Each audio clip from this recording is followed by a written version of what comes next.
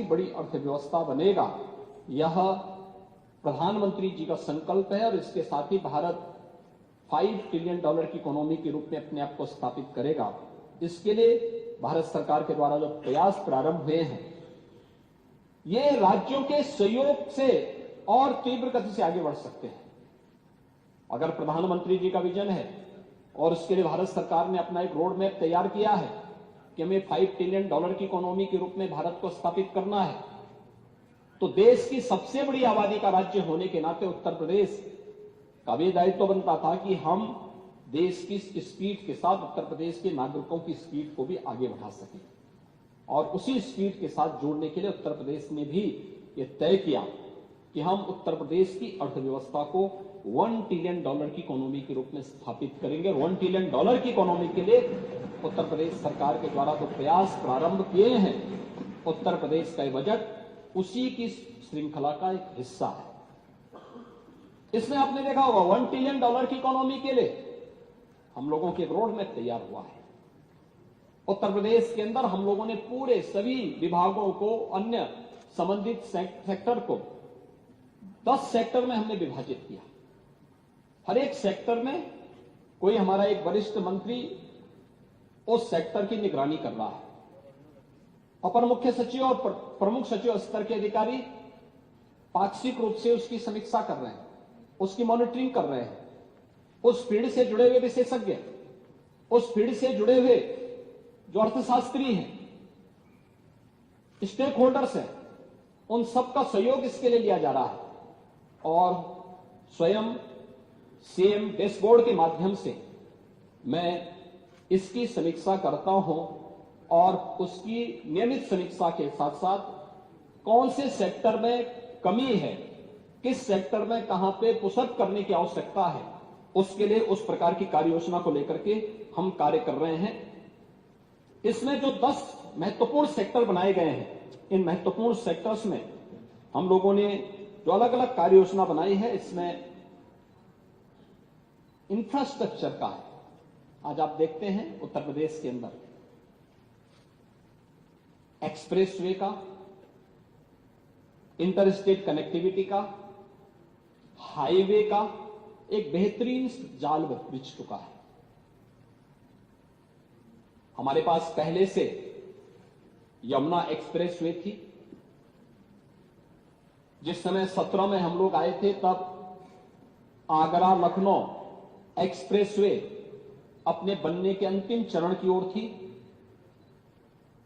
पिछले 7 वर्ष के अंदर हम लोगों ने कई एक्सप्रेसवे बनाए, जिसमें स्टेट गवर्नमेंट ने भी और केंद्र सरकार ने भी सहयोग किया, जिसमें दिल्ली मेरठ 12 लेन का एक्सप्रेसवे भारत सरकार के सहयोग से प्राप्त बना है। पूर्वांचल एक्सप्रेसवे ये अपने यातायात के लिए पूर्वी उत्तर प्रदेश को प्रदेश की राजधानी लखनऊ से जोड़ रहा है। बुंदेलखंड एक्सप्रेसवे या दिल्ली आगरा एक्सप्रेसवे के माध्यम से प्रदेश की राजधानी और देश की राजधानी को जोड़ने का, बुंदेलखंड को जोड़ने का एक माध्यम बना है, जो वहां की अर्थव्यवस्था की एक बैकबोन बनकर के आगे बढ़ रहा है।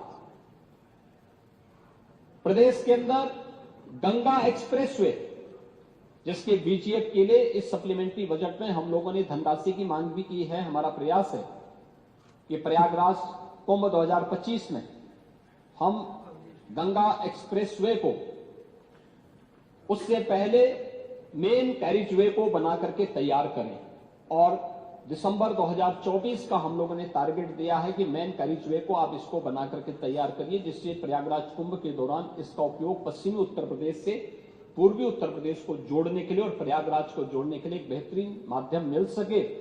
इस पर हमारी कार्रवाई आगे बढ़ रही है। इसके अलावा Gorakhpur link expressway, Ballia link expressway के साथ ही हम लोग चित्रकूट लिंक एक्सप्रेसवे पर शाहजहांपुर से फर्रुखाबाद होते हुए आगरा लखनऊ एक्सप्रेसवे को जोड़ने के लिए एक नई एक्सप्रेसवे पर कार्य हमारा बहुत शीघ्र प्रारंभ हो रहा है। सर्वे के कार्य पूरे हो चुके हैं। इस कार्यक्रम को भी हम आगे बढ़ाने जा रहे हैं और आगरा लखनऊ एक्सप्रेसवे को पूर्वांचल एक्सप्रेसवे से जोड़ने की कार्रवाई को भी सरकार आगे बढ़ाने जा रही है, जिससे जो एक्सप्रेसवे के पीछे की सरकार की मंशा है, उस एक्सप्रेसवे को हम तेजी के साथ आगे बढ़ा सकें। इंटर स्टेट कनेक्टिविटी को, जितने भी हमारी इंटर स्टेट कनेक्टिविटी है, ये नेपाल से जुड़े हुए मार्ग हों, बिहार से हों, झारखंड छत्तीसगढ़ से जुड़े हुए हों, मध्य प्रदेश या राजस्थान से जुड़े हुए हों, या फिर हरियाणा या उत्तराखंड या दिल्ली से जुड़े हुए हैं, सभी 4 लेन की कनेक्टिविटी हो। और वहां पर उत्तर प्रदेश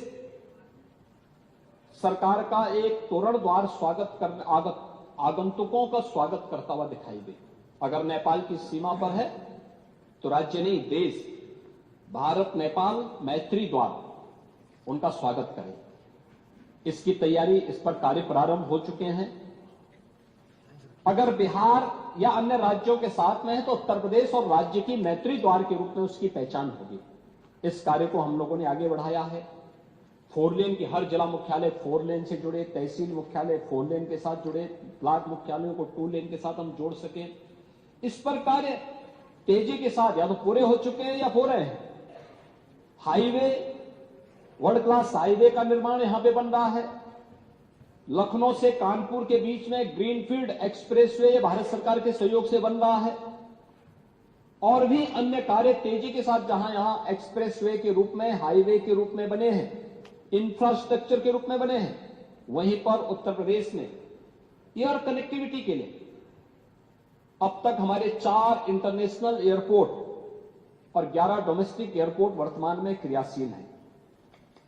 और बहुत शीघ्र हम लोग 5वां इंटरनेशनल एयरपोर्ट जेवर को भी क्रियाशील करने जा रहे हैं। ये दुनिया का, यानी एशिया का सबसे बड़े इंटरनेशनल एयरपोर्ट में से एक होने जा रहा है, जो उत्तर प्रदेश की इकोनॉमी के लिए बहुत बड़ी उपलब्धि होगी।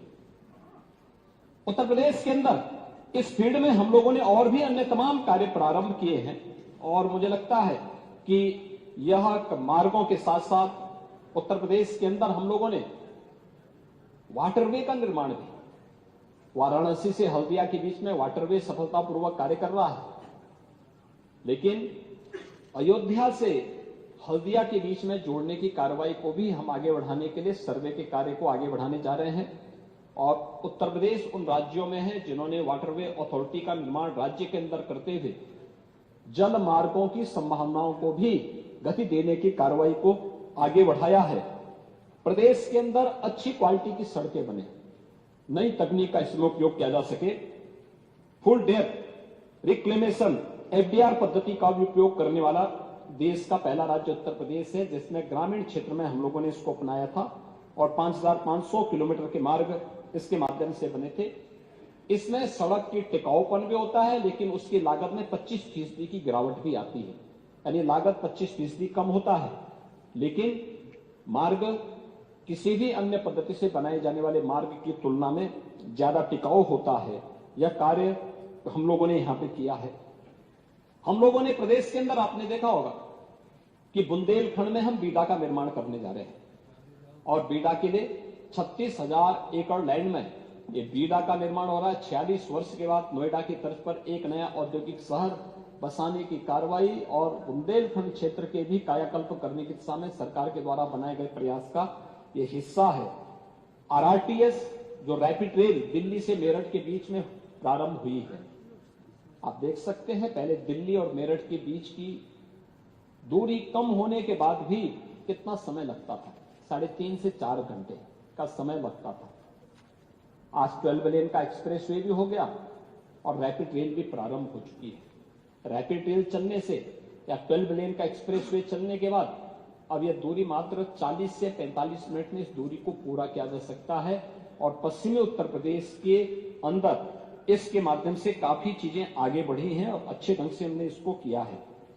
ये सभी कार्यों को आगे बढ़ाने का कार्य हम लोगों ने इंफ्रास्ट्रक्चर के लिए प्रदेश के अंदर और भी स्तर पर इन कार्यों को आगे बढ़ाने का कार्य किया गया है, जिसके बारे में संक्षेप में मैंने कहा कि जिसकी मॉनिटरिंग लगातार मुख्यमंत्री कार्यालय के द्वारा और सीएम डैशबोर्ड के माध्यम से भी इसकी मॉनिटरिंग की जा रही है। मैन्युफैक्चरिंग के लिए हम लोगों ने जो कार्य प्रारंभ किया है, इसमें भी एफडीआई की जो नई पॉलिसी हमारी है, इसमें इसके साथ ही हम लोगों ने 27 सेक्टोरियल पॉलिसी भी प्रदेश के अंदर बनाई है। एमएसएमई के जो उत्पाद हैं उसकी मार्केटिंग और उसकी ब्रांडिंग के लिए इंटरनेशनल ट्रेड फेयर का आयोजन भी गत वर्ष से हम लोगों ने लगाना प्रारंभ किया है। प्रदेश के परंपरागत उत्पादों के लिए ओडीओपी की योजना को भी हम लेकर के आए हैं। प्रदेश के अंदर परंपरागत जो हमारे अन्य जो प्रदेश के अंदर हस्तशिल्पी हैं, कारीगर हैं, इन सभी के लिए हम लोगों ने प्रदेश के अंदर जो कार्य प्रारंभ किया है, उनके लिए पीएम विश्वकर्मा योजना और प्रदेश के अंदर विश्वकर्मा श्रम सम्मान योजना के माध्यम से उनकी ट्रेनिंग, उनको प्रधानमंत्री मुद्रा योजना, मुख्यमंत्री स्वरोजगार योजना जैसी योजनाओं के साथ जोड़ने के साथ ही आर्थिक स्वावलंबन की ओर अग्रसर करने के समय एक प्रयास प्रारंभ हुआ है। निजी क्षेत्र में भी औद्योगिक पार्क का निर्माण हो, इसके लिए 11 फ्लैश पार्क के निर्माण की कार्रवाई को अब तक हम लोग स्वीकृति दे चुके हैं, जिससे छोटे छोटे पार्क बन सकें और उसके माध्यम से औद्योगिक निवेश की संभावना वहां पर निजी क्षेत्र के माध्यम से बन सके। यह एक नई संभावना को हम लोग प्रदेश के अंदर आगे बढ़ाए हैं। रेडीमेड गारमेंट्स के लिए एक नई योजना लेने के साथ ही लखनऊ हरदोई के बीच में पीएम श्री टेक्सटाइल पार्क के निर्माण की कार्रवाई हो रही, जो लगभग 1000 एकड़ क्षेत्रफल में बनाया जा रहा है, जिसमें अत्याधुनिक टेक्सटाइल की वहां पर तकनीक के साथ ही उद्योग लगाने की कार्रवाई को भी आगे बढ़ाने का कार्य हो रहा है। प्रदेश के अंदर ओडीओपी की योजना को प्रोत्साहित करने का परिणाम क्या है? सच्चाई तो क्या है? अगर सच्चाई पे मैं बोलूंगा तो हो सकता है कि हमारे समाजवादी पार्टी के सहयोगियों को अच्छा न लगे, लेकिन सच्चाई ये थी कि ये परंपरागत जो हस्तशिल्पी थे, कारीगर थे, जो उद्यमी थे, 2017 के पहले ये दम तोड़ रहा था। चाहे वह मुरादाबाद का पीतल का उद्योग रहा हो, भदोही का कारपेट का उद्योग रहा हो, फिरोजाबाद का ग्लास का उद्योग रहा हो, या फिर सहारनपुर का वुडन वर्क का उद्योग रहा हो, आपके मेरठ का स्पोर्ट्स आइटम से जुड़े हुए उद्योग रहे हो, या फिर आगरा और कानपुर का लेदर उद्योग रहा हो, ये सभी दम तोड़ रहे थे। और तो और हमारे नेता प्रतिपक्ष के जनपद में स्वयं वहां काला नमक चावल आज से नहीं, यानी इसके बारे में कहा जाता है कि भगवान बुद्ध के समय 2500 वर्ष पहले इस चावल को, उस समय इस चावल की उत्पत्ति होती है और दुनिया का सबसे अधिक प्रोटीन से युक्त सबसे सॉफ्ट चावल है।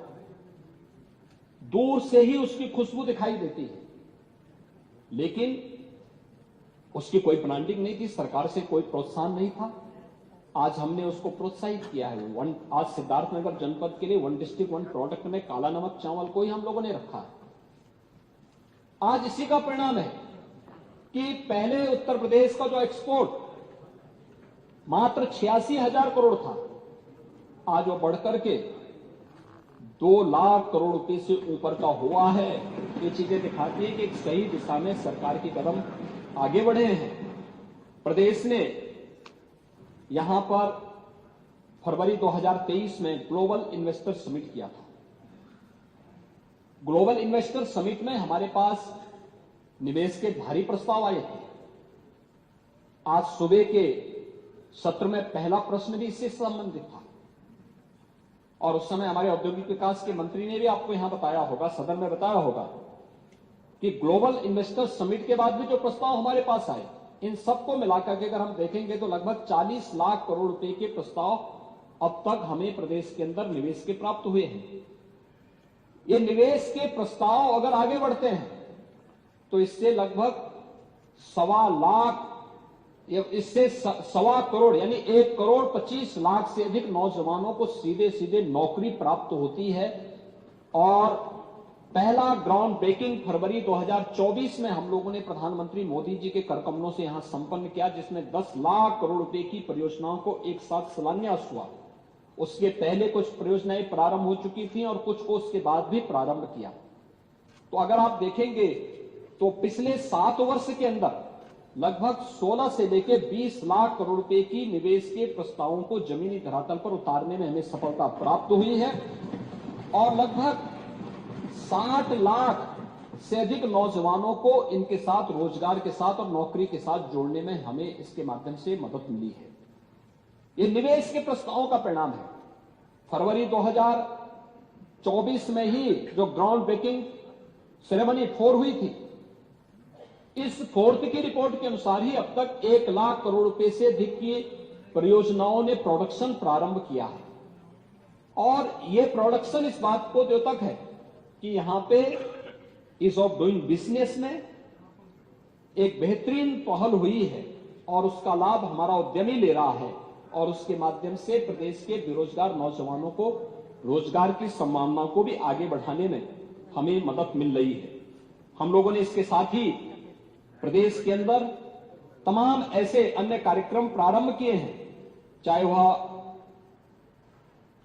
अन्य विभिन्न प्रकार के कार्यक्रमों को आगे किया, डाटा सेंटर हब के रूप में उत्तर प्रदेश को विकसित करने का हो, लखनऊ को आर्टिफिशियल इंटेलिजेंस की सिटी के रूप में उसको आगे बढ़ाने के कार्यक्रम का हो, उत्तर प्रदेश स्टार्टअप पॉलिसी के अंतर्गत उत्तर प्रदेश इनोवेशन फंड के गठन की कार्रवाई का हो, ये सभी आगे बढ़ाने की कार्रवाई हो रही है। और आपने कहा गांवों के लिए क्या, तो प्रदेश सरकार ने इसीलिए अपने शासकीय कार्यालयों के साथ साथ ग्राम पंचायतों में भी हम वाईफाई की सुविधा उपलब्ध करा सकें, ई ऑफिस की प्रणाली को हम विकसित कर सकें, नई इंडस्ट्रियल पॉलिसी के अंतर्गत जिन लोगों ने यहां पे निवेश किया है उनका इंसेंटिव उन्हें प्राप्त हो सके, इसके लिए भी हम लोगों ने इस अनुपूरक बजट में उसका प्रावधान किया है।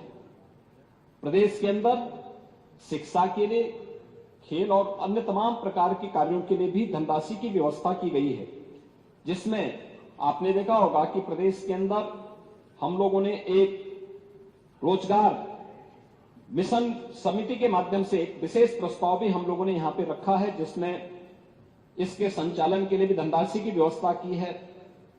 कौशल विकास के लिए भी हम लोगों ने प्रदेश के युवाओं की ट्रेनिंग देने के लिए 200 करोड़ रुपए का प्रावधान का व्यवस्था किया है। रोजगार ट्रेनिंग के साथ साथ प्रोजेक्ट प्रवीण के लिए भी 100 करोड़ रुपए की व्यवस्था की गई है और 150 आईटीआई को हम लोगों ने टाटा कंसल्टेंसी के साथ, टेक्नोलॉजी कंसल्टेंसी के साथ हम लोगों ने यहां पे उसे वर्ल्ड क्लास स्किल डेवलपमेंट के सेंटर के रूप में डेवलप करने की एक बड़ी कार्रवाई को आगे बढ़ाया है और जिसमें हम 23 प्रकार के ऐसे कोर्सेज प्रारंभ करने जा रहे हैं जो न्यू एज कोर्सेज हैं, जो आज की आवश्यकता के अनुरूप, आज की इंडस्ट्री और ग्लोबल मार्केट की जो डिमांड है उसके अनुसार हम उन कार्यक्रमों को आगे बढ़ा सकें। शिक्षा के लिए भी यहां पे कार्य किया गया है।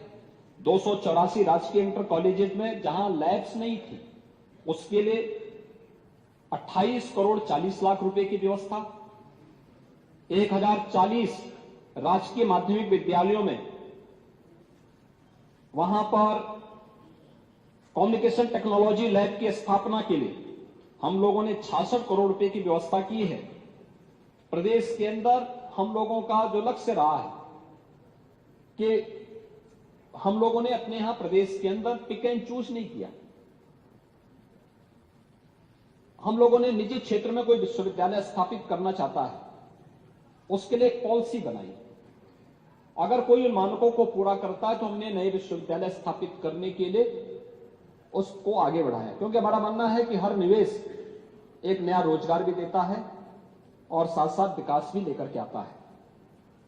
ऐसे अब तक 14 नए विश्वविद्यालय प्रदेश के अंदर बने हैं, लेकिन जहां कोई विश्वविद्यालय नहीं वहां पर विश्वविद्यालय राज्य सरकार बनाएगी और इसके लिए जिस कमिश्नरी में विश्वविद्यालय नहीं था उन 6 कमिश्नरी को चिन्हित करके 6 नए विश्वविद्यालय, जिसमें आजमगढ़ में महाराज सुहेलदेव के नाम पर विश्वविद्यालय का निर्माण पूरा हो चुका है और विश्वविद्यालय आज अपने स्वयं के भवन में संचालित भी हो चुका है।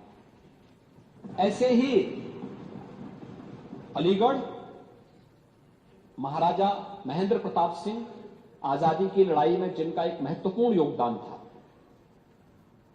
जिन्होंने स्वतंत्र भारत में भारत की एक पैरेलल गवर्नमेंट अफगानिस्तान में रह करके बनाने का काम किया था और अंग्रेजों की सत्ता को उस समय चुनौती दी थी, उनके नाम पर एक विश्वविद्यालय मेरठ में हमारा बन के तैयार हो चुका है। और उस पे भी हम लोग राजा महेंद्र प्रताप सिंह विश्वविद्यालय का निर्माण अलीगढ़ में कर चुके हैं और वहां पर भी विश्वविद्यालय भी क्रियाशील हो चुका है। एक मां शाकंभरी के नाम पर एक विश्वविद्यालय का निर्माण हम लोगों ने सहारनपुर में किया है और वह विश्वविद्यालय भी वहां क्रियाशील हो चुका है।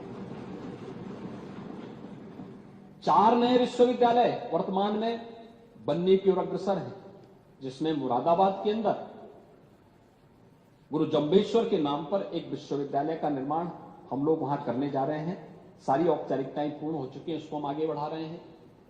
देवीपाटन मंडल हमारा एक ऐसा मंडल था जहां पे निजी क्षेत्र में या सरकारी स्तर पर, गवर्नमेंट स्तर पर कोई भी विश्वविद्यालय नहीं था। वहां मां पाटेश्वरी के नाम पर एक विश्वविद्यालय का निर्माण हम लोग करने जा रहे हैं। और मिर्जापुर मंडल में, वहां पर भी कोई विश्वविद्यालय इस मंडल में भी नहीं था, वहां मां विंध्यवासिनी के नाम पर भी एक विश्वविद्यालय के निर्माण के कार्यक्रम को हम लोगों ने आगे बढ़ाया है। तो कुशीनगर में एक कृषि विश्वविद्यालय, महात्मा बुद्ध के नाम पर एक कृषि विश्वविद्यालय के निर्माण के कार्यक्रम को भी हम लोगों ने आगे बढ़ाने का काम किया है। प्रदेश के अंदर जगतगुरु रामभद्राचार्य दिव्यांग विश्वविद्यालय चित्रकूट विश्वविद्यालय के पास आर्थिक संकट था। एक अच्छी भावना के साथ 2001 में विश्वविद्यालय प्रारंभ हुआ था, लेकिन समय के अनुरूप वो अपनी स्पीड को बढ़ाने में थोड़ा कठिनाई महसूस कर रहा था। इस विश्वविद्यालय को राज्य सरकार में समाहित करते हुए आज वहां पर दिव्यांगजनों के लिए और सामान्य बच्चों के लिए भी हम लोगों ने उस विश्वविद्यालय को राज्य सरकार के अधीन लेकर के उस विश्वविद्यालय का संचालन सरकार ने प्रारंभ कर दिया है और ये विश्वविद्यालय अब राज्य विश्वविद्यालय के रूप में सफलतापूर्वक संचालित हो रहा है। इसके अलावा लखनऊ में यहां पर एक मेडिकल यूनिवर्सिटी, ये भी हमारी सरकार ने बनाई है, वो बनकर के तैयार हो चुकी है, कार्य उसका प्रारंभ हो चुका है, जो प्रदेश के सभी मेडिकल कॉलेजेस को अपने साथ संबद्ध करके उस कार्य को आगे बढ़ा रही है। ऐसे ही प्रदेश के अंदर आयुष विश्वविद्यालय का निर्माण गोरखपुर में पूरा हो चुका, वो अपना कार्य आगे बढ़ा रही है। और मेरठ में हॉकी के जादूगर मेजर ध्यानचंद के नाम पर स्पोर्ट्स यूनिवर्सिटी, प्रदेश की पहली यूनिवर्सिटी मेरठ में हम लोग बना रहे हैं, जिस पर युद्ध स्तर पर कार्य चल रहा है। इन सभी कार्यक्रमों को करने के साथ ही प्रदेश सरकार ने इसमें हॉकी के जो एक महान खिलाड़ी थे, भारतीय हॉकी टीम को जिन्होंने कई बार प्रतिनिधित्व किया था, नेतृत्व प्रदान किया था, ऐसे केडी सिंह बाबू की बाराबंकी स्थित आवास को कुछ वहां पे लिटिगेशन था, इस मामले को लेकर के विवाद हुआ था और न्यायालय ने उनके पैतृक आवास को नीलाम करने के लिए आदेश कर दिया था। सरकार ने इसमें इंटरवेन किया। सरकार ने कहा नहीं, देखिए जिन्होंने देश के लिए कंट्रीब्यूशन किया है,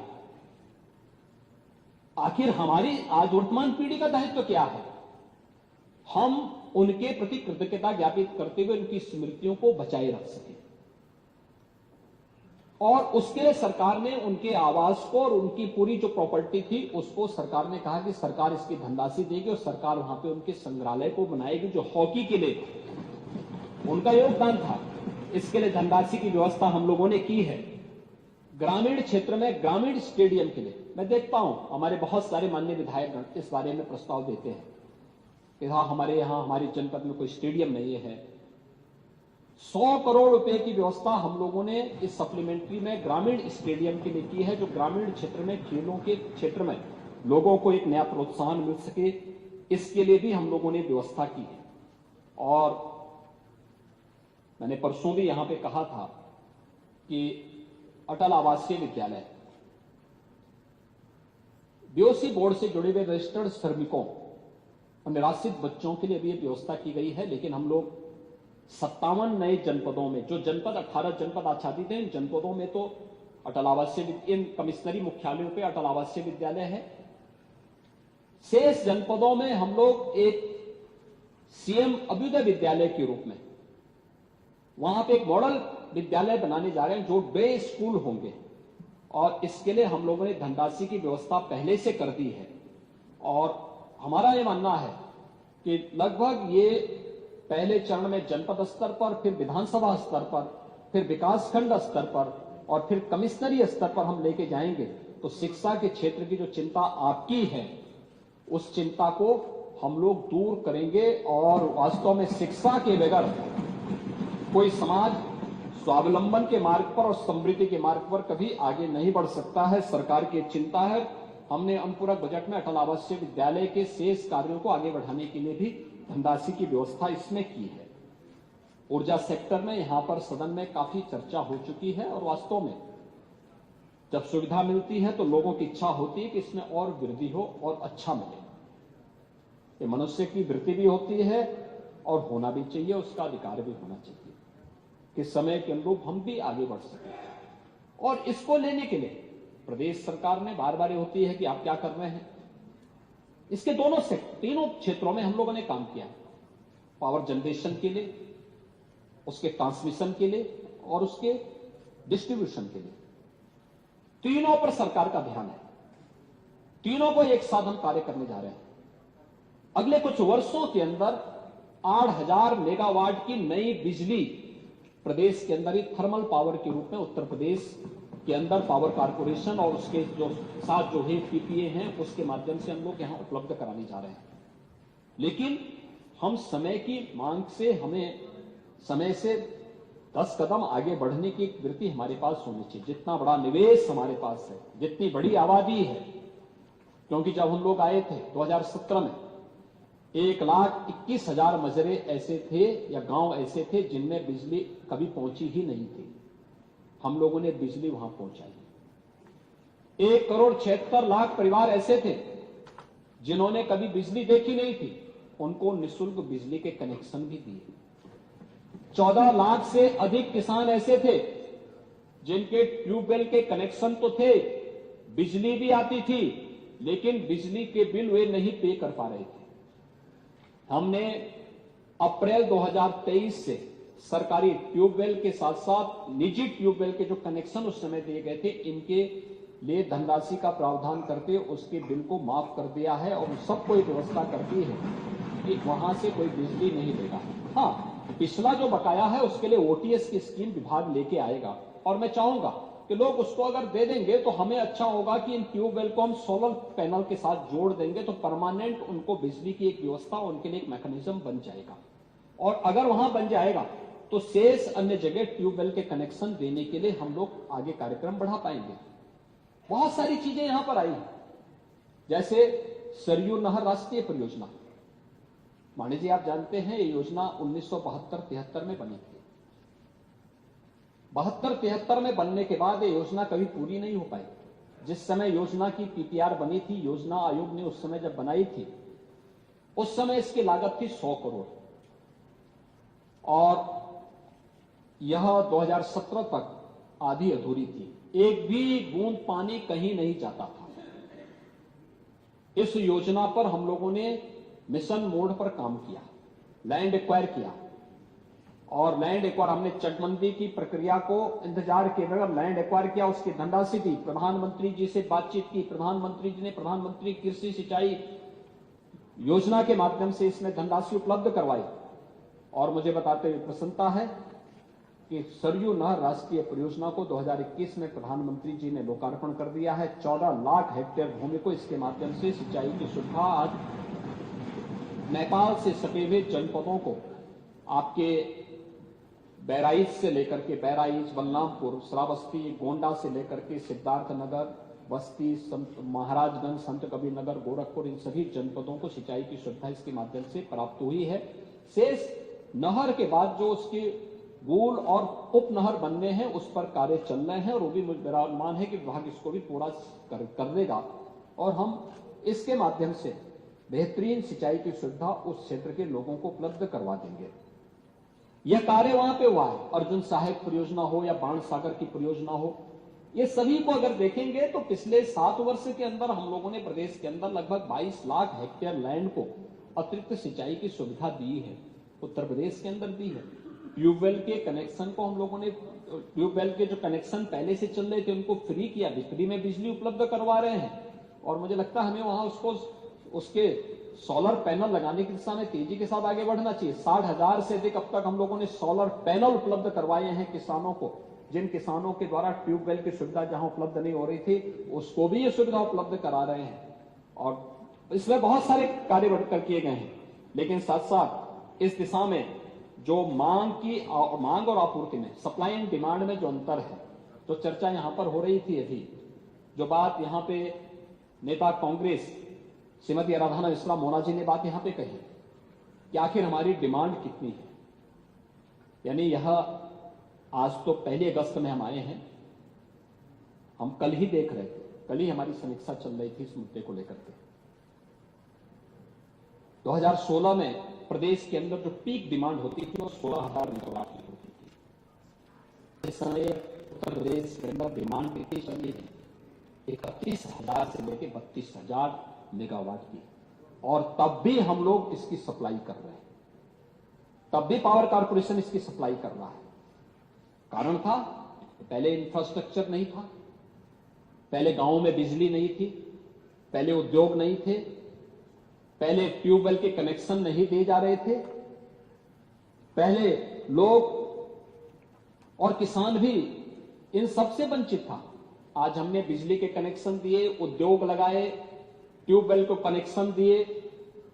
आज बिजली हम लोगों ने एक व्यवस्था बनाई है, खास तौर पर एक व्यवस्था बनाई, और व्यवस्था कि हम जिला मुख्यालय को 24 घंटे देंगे, तहसील मुख्यालयों को हम 20 से 22 घंटे देंगे, 18 से 20 घंटे हम ग्रामीण क्षेत्र को उपलब्ध करवाएंगे। लेकिन समय पे बहुत सारे जनपद ऐसे जहां बारिश नहीं हो पा रही है। आज भी मैं देख रहा था कि लगभग हमारे 31 के आसपास जनपद ऐसे हैं जहां पर बारिश एवरेज से काफी कम हुई है। पावर के लिए, हाइड्रो पावर आपके लिए है, आपके पास है, तो आपको इसके लिए पानी भी चाहिए। पानी आएगा तो पानी, साफ सुथरा पानी भी दिखना चाहिए, और उससे थोड़ी समस्या जरूर आई है। लेकिन मेरा यह मानना है कि हम इसको भी पावर कारपोरेशन को सरकार संबल दे रही है। आज हम लोग अकेले पावर कारपोरेशन में जो पैसा खर्च कर रहे हैं, मुझे लगता है एक बहुत बड़ी राशि, 46,000 करोड़ रुपए हम उनको सब्सिडी के रूप में देते हैं। 46,000 करोड़ रुपए, याद करिए, अगर हम इस पैसे को बचा पाए, ये पैसा अगर प्रदेश के इंफ्रास्ट्रक्चर में लगे, प्रदेश के विकास में लगे, इसके रिजल्ट कुछ और आएंगे। लेकिन आज की आवश्यकता है और उसके अनुरूप फिर भी सरकार इसको देने का कार्य कर रही है। इस पर हम आगे कर रहे हैं, और इसीलिए 2,000 करोड़ रुपए की व्यवस्था हमने इस बार भी बजट पावर की, इस सप्लीमेंट्री डिमांड में भी हम लोगों ने 2,000 करोड़ रुपए पावर कारपोरेशन को उपलब्ध करवाए हैं, जिससे वह अनवरत बिजली की आपूर्ति प्रदेश के नागरिकों को दे सके। जहां तक प्रश्न है कि ट्रांसफार्मर बदलने के लिए हम लोगों ने विभाग से भी कहा है, विभाग के द्वारा हर एक डिस्कॉम को इसके लिए जवाबदेही बनाया जा रहा है कि टोल फ्री नंबर 1912 को एक्टिव रखें, प्रॉपर रिस्पॉन्स होना चाहिए, हर एक फीडर की जवाबदेही तय होनी चाहिए, और इस पर कार्य हो रहे हैं। क्योंकि यह एक संक्रमण काल है, इंफ्रास्ट्रक्चर में चेंज किया जा रहा है, काफी स्ट्रेंथनिंग की कार्रवाई हो रही है। स्वाभाविक रूप से वह एक संक्रमण काल होने के नाते इस दौरान थोड़े बहुत संकट आ सकता है, समस्याएं आ सकती हैं, लेकिन इसके स्थायी समाधान की तरफ सरकार आगे कदम बढ़ा रही है, और मेरा विश्वास है कि पावर कारपोरेशन इस दिशा में आगे बढ़ेगा। कृषि और उसका जो संपर्कीय क्षेत्र है, इसमें भी सरकार ने बेहतरीन कदम उठाए हैं। आज आप देख सकते हैं उत्तर प्रदेश सभी मामलों में एक अच्छी दिशा में आगे बढ़ा है, और मुझे लगता है कि उत्तर प्रदेश के अंदर मोदी जी के नेतृत्व में देश के अंदर किसानों के लिए जो योजनाएं घोषित की, पहली बार किसान सरकार के एजेंडे का हिस्सा बना। एमएसपी केवल घोषणा नहीं होगी, बल्कि वास्तविक धरातल पर उसे एमएसपी का लाभ मिलता हुआ दिखाई दे। पहली बार हुआ कि किसान की जमीन के सॉइल हेल्थ कार्ड की व्यवस्था है, और पहली बार हुआ है उत्तर प्रदेश जैसे राज्य का किसान तो सर्वाधिक इस योजना का लाभ ले रहा है, और वह है प्रधानमंत्री किसान सम्मान निधि। क्या इस सम्मान निधि को किसी का चेहरा देख करके दिया गया है क्या? नहीं। किसान किसान है, और प्रधानमंत्री जी ने कहा देश की 4 ही जातियां हैं, 4 ही जाति देश के अंदर है। एक गरीब है, एक किसान है, एक महिला है और एक युवा है। ये 4 जातियां हैं। इन 4 जातियों से ही, इन चारों पर अगर हम फोकस कर लें तो देश के अंदर कहीं भी भेदभाव की बू नहीं आएगी। और मुझे लगता है कि इसी को फोकस करते हुए केंद्र सरकार ने भी और राज्य सरकार ने अपने बजट को प्रस्तुत किया है। ये 4 के उत्थान के लिए, उनके जीवन में खुशहाली लाने के लिए सरकार के जो प्रयास प्रारंभ हुए हैं, कृषि सेक्टर अपने अन्नदाता किसानों के जीवन में परिवर्तन का माध्यम बना है। कृषि विज्ञान केंद्र इसके उदाहरण है। याद करिए 2016 में भारत सरकार उत्तर प्रदेश को 20 कृषि विज्ञान केंद्र देना चाहती थी, तत्कालीन सरकार ने नहीं लिया। 15-16 में देना चाहते थे, नहीं लिया। 17 में सरकार बनी, हमारी कृषि मंत्री मेरे पास आए कि 20 कृषि विज्ञान केंद्र मिल रहे हैं। मैंने कहा तत्काल झटके से ले लो, इसमें देर नहीं करनी चाहिए। वे गए, 20 के 20 कृषि विज्ञान केंद्र आए। फिर मैंने कहा एक बार थोड़ा कृषि विज्ञान केंद्रों का विजिट तो करें, थोड़ा रिपोर्ट तो दें क्या स्थिति है। तो उन्होंने कहा बहुत खराब स्थिति है। मैंने कहा इसको कैसे ठीक होगा? उन्होंने कहा नहीं, हम ठीक करते हैं। और आज मैं कह सकता हूं कि हर कृषि विज्ञान केंद्र नियमित अपनी रिपोर्ट विश्वविद्यालयों को देता है, और विश्वविद्यालय अपनी रिपोर्ट शासन को उपलब्ध करवाता है।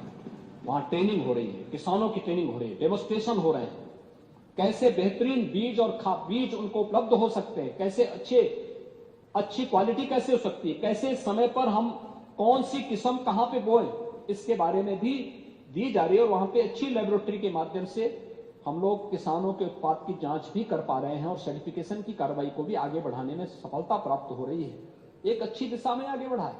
हम लोगों ने प्रदेश के अंदर 7 वर्षों में दलहन उत्पादन में 36% और तिलहन उत्पादन में 127% की वृद्धि उत्तर प्रदेश के अंदर हुई है। फसल के विविधीकरण की दिशा में आगे बढ़े हैं। एग्रोटेक पॉलिसी के माध्यम से हम लोगों ने दलहन और तिलहन के साथ साथ श्री अन्न फसलों को भी प्रदेश के अंदर बढ़ावा दिया है।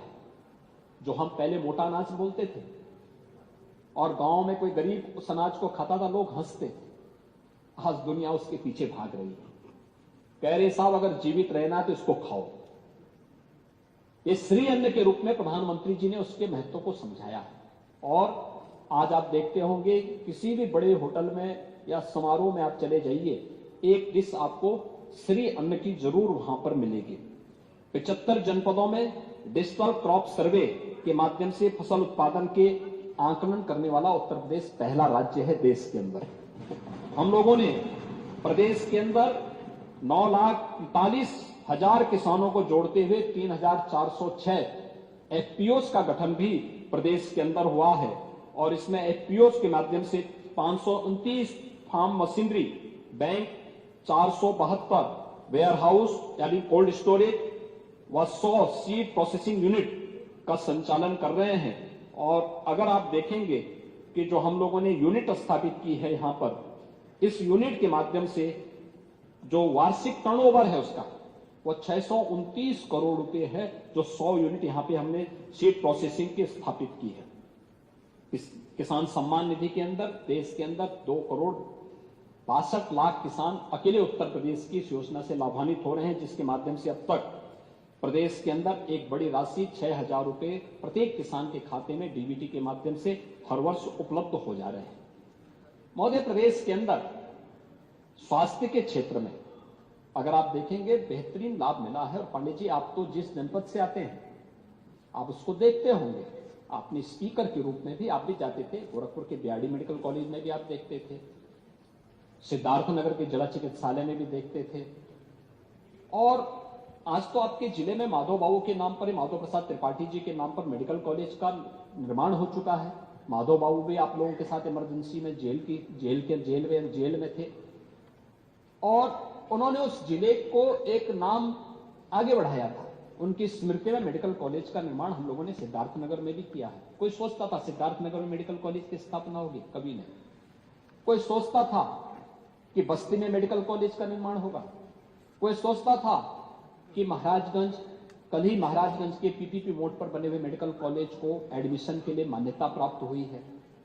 कोई सोचता था कुशीनगर में मेडिकल कॉलेज का निर्माण होगा। कोई सोचता था कभी देवरिया में मेडिकल कॉलेज का निर्माण होगा। कोई सोचता था कि अयोध्या में मेडिकल कॉलेज का निर्माण होगा। गोंडा, बहराइच, बलरामपुर, यहां कोई मेडिकल कॉलेज का निर्माण हो। कोई सोचता था सुल्तानपुर, प्रतापगढ़, मिर्जापुर, सोनभद्र, गाजीपुर, चंदौली, यानी ये पूर्वी उत्तर प्रदेश के वे जनपद हैं जिन जनपदों को माना जाता था कि साहब यहां पर व्यक्ति की मौत की कीमत नहीं थी, बीमारियां हर वर्ष उनको निगलती थी। अगर आप उत्तर क्षेत्र को देखेंगे, ये पीछे कुछ लोग थोड़ा ज्यादा वहां पे कमेंट्री कर रहे हैं, पीछे थोड़ा उनको ठीक कर देते। जरा पीछे की तरफ जो लॉबी है उसमें यहाँ अंदर मान्य सदस्य गण यहाँ सुन रहे हैं, उनके बाहर की शोरगुल और कमेंट्री से यहाँ के उसमें मुझे बोले जरा शांत रखें।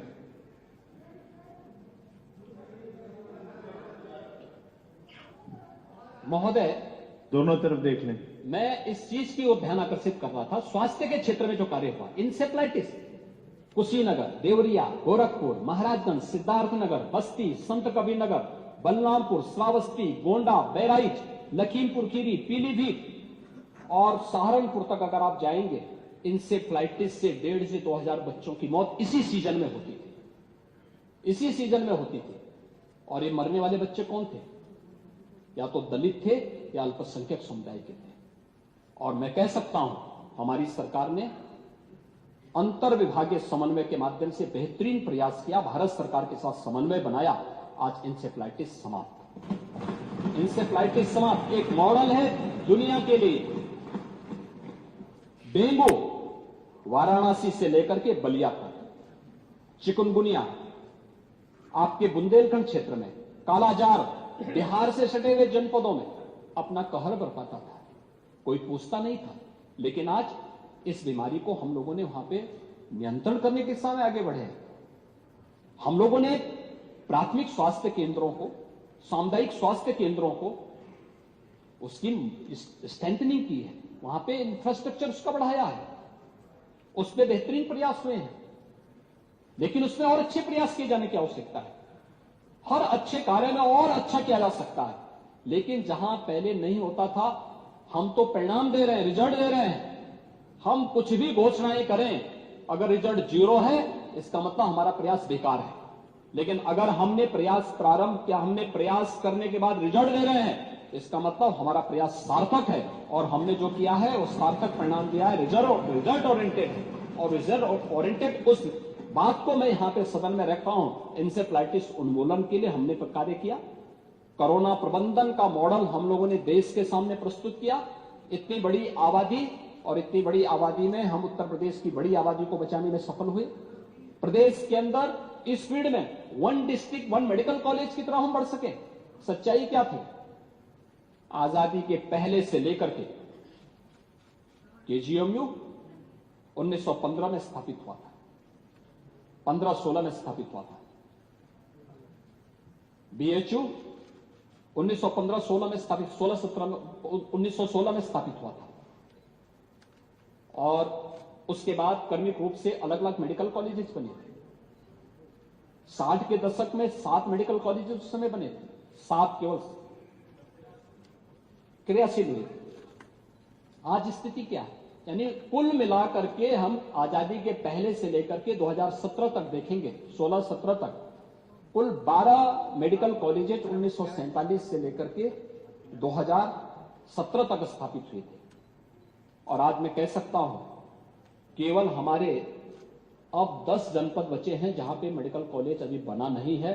उन 10 जनपदों में भी हम लोग एक नया मॉडल लेके आने जा रहे हैं और उसके साथ हम मेडिकल कॉलेज के निर्माण के लिए कृत संकल्पित हैं, क्योंकि अच्छा जीवन जीने का अधिकार हर व्यक्ति को है और उसको ये सुविधा मिलनी ही चाहिए। सरकार इसके प्रति पूरी प्रतिबद्धता के साथ कार्य कर रही है और इसको लेकर के हम कार्य करने जा रहे हैं। और मुझे बताते हुए प्रसन्नता है कि जो हमने पीपीपी मोड पर हम लोगों ने मेडिकल कॉलेज बनाए हैं, संभल और महाराजगंज शामली में, इस सत्र में उन्हें चलाने के लिए नेशनल मेडिकल काउंसिल ने परमिशन भी दे दी है। और मुझे लगता है इन तीनों जनपदों से जुड़े हुए जो हमारे जनप्रतिनिधिगण हैं, जिनके प्रयास थे, उनको मैं इसके लिए बधाई भी दूंगा कि उनके प्रयास सार्थक ले रहे हैं। आज बच्चे वहां एडमिशन लेंगे, इस सत्र में एडमिशन लेंगे।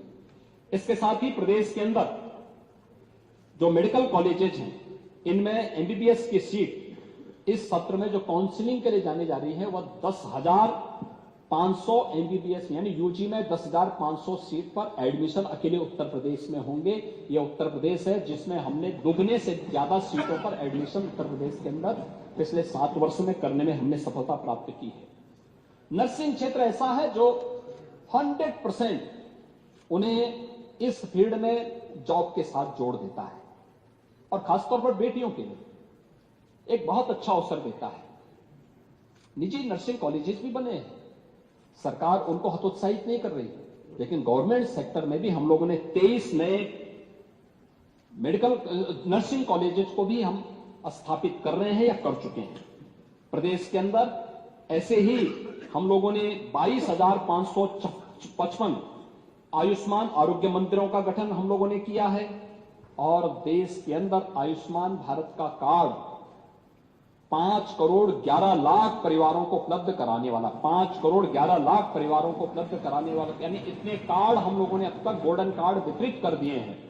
ये प्रदेश के अंदर अब तक हम लोगों ने इस योजना को आगे बढ़ाया है और पीएचसी स्तर पर, प्राथमिक स्वास्थ्य केंद्र स्तर पर आरोग्य मेला हर रविवार को लगेगा, जिसमें केंद्र और राज्य सरकार की स्वास्थ्य से संबंधित महिला और बाल विकास से जुड़ी हुई सभी प्रकार की स्कीम को वहां पे प्रदर्शन होगा, उसका मेला भी लगेगा।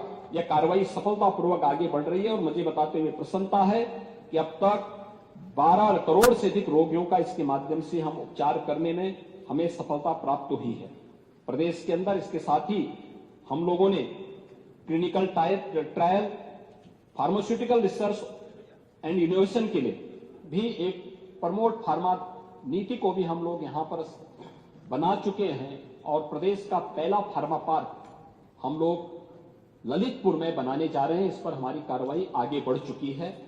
प्रदेश के अंदर मेडिकल डिवाइस पार्क हमारा यमुना अथॉरिटी में तेजी के साथ आगे बढ़ रहा है और इसके भी सार्थक परिणाम बहुत शीघ्र प्रदेश की जनता के सामने आएंगे।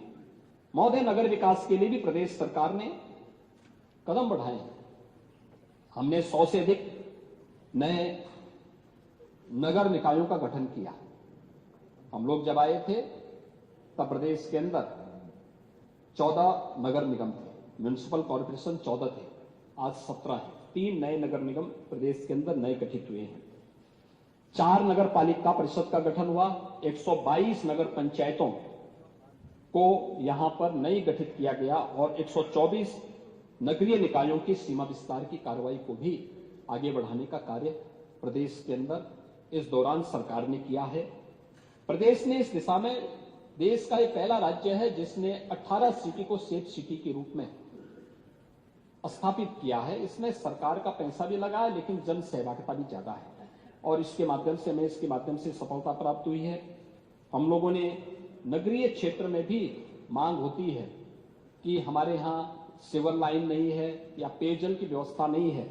इस बजट में 600 करोड़ रुपए इसके लिए भी नगरीय क्षेत्रों में जो माननीय जनप्रतिनिधि हैं उनकी डिमांड के अनुसार हम ये व्यवस्था दे सकेंगे। इसके अलावा एस्पिरेशनल नगर निकाय, ऐसी 100 नगर निकाय को हम लोगों ने चिन्हित किया है जहां पर बुनियादी सुविधाएं उपलब्ध, क्योंकि गांव से सीधे ग्राम पंचायत से नगर निकाय बना है तो नगरीय व्यवस्था उसको उपलब्ध हो सके, इसके लिए अतिरिक्त फंड और अतिरिक्त उसको प्रोत्साहन दिया जा सके, इसके लिए यह कार्रवाई को भी यहां पर प्रदेश सरकार ने तेजी के साथ आगे बढ़ाने का काम किया है। महोदय, इसके साथ ही प्रदेश ने डिजिटल लेन देन की कार्रवाई को सफलतापूर्वक आगे बढ़ाने का काम किया है। जो मैंने पहले भी कहा कि आज उत्तर प्रदेश डिजिटल लेन देन में देश में नंबर 1 पर है और इसमें हम लोगों ने इस कार्रवाई को तेजी के साथ आगे बढ़ाने का काम किया है। प्रदेश के अंदर जनधन अकाउंट के 9 करोड़ खाते खोले गए हैं जिनमें आधे यानी 50% खाते महिलाओं के हैं ये सफलतापूर्वक संचालित हो रहे हैं। प्रदेश के अंदर जो मैंने पहले भी कहा कि प्रदेश के अंदर जो बैंक का पहले व्यवसाय था 16-17 में यह केवल 12 लाख करोड़ के आसपास था, आगे बढ़कर के 26 लाख करोड़ हुआ है। ये चीजें दिखती हैं कि बेहतरीन दिशा में हम लोग आगे बढ़े हैं। प्रदेश के अंदर बैंकों की स्थिति, चाहे वह राष्ट्रीयकृत बैंक हो या फिर ग्रामीण बैंक हो, इन सब की शाखाओं का विस्तार करते हुए आज 19,705 शाखाएं चल रही हैं। वीसी सखी का एक नया मॉडल देश के अंदर उत्तर प्रदेश ने दिया है और साथ साथ बैंक मित्र बैंकों के माध्यम से भी जोड़ने की कार्रवाई के माध्यम से भी हम लोगों ने इस कार्य को तेजी के साथ आगे बढ़ाने का कार्य भी किया है। और देश के अंदर फंड आकर्षित करने में भी उत्तर प्रदेश, रिजर्व बैंक का जो आंकलन है, रिजर्व बैंक की जो रिपोर्ट है उसके अनुसार उत्तर प्रदेश देश के अंदर फंड आकर्षित करने वाला देश का पहला टॉप का राज्य है जिसने इस कार्य को आगे बढ़ाने का काम किया है। आयकर रिटर्न जब हम लोग आए थे तब स्वाभाविक रूप से जैसी स्थिति प्रदेश की थी तो वैसे ही परिणाम भी आता है। आयकर रिटर्न भरने वालों की संख्या प्रदेश के अंदर बहुत कम थी, यानी अगर हम देखें तो ये संख्या मात्र लगभग 1.25 लाख के आसपास थी। 1,65,000 के आसपास 2014-15 में यह संख्या थी और आज मुझे बताते हुए प्रसन्नता है यह संख्या लगभग 2 लाख है। तो 12 लाख की संख्या पहुंच चुकी है। 2 लाख से बढ़कर के आज यह 12 लाख पहुंच चुकी है। ये चीजें दिखाती है कि प्रदेश की प्रति व्यक्ति आय में वृद्धि हुई है और यह उसका एक महत्वपूर्ण संकेतक है। प्रदेश के अंदर जो मैंने कहा कि राष्ट्रीय आर्थिक विकास दर जो नेशनल देश की जो विकास दर है वह 7 और 8 के बीच में है, लेकिन अगर हम उत्तर प्रदेश का देखेंगे तो ये कांस्टेंट प्राइस में अगर आप देखेंगे तो ये लगभग 10 के आसपास उत्तर प्रदेश की है और अगर करंट प्राइस में हम देखेंगे तो ये 14 और 15 के बीच में उत्तर प्रदेश की देखने को मिलती है। दिखती है कि हम नेशनल एवरेज से भी बेहतर स्थिति में आगे बढ़ाने की कार्रवाई को आगे बढ़ा रहे हैं।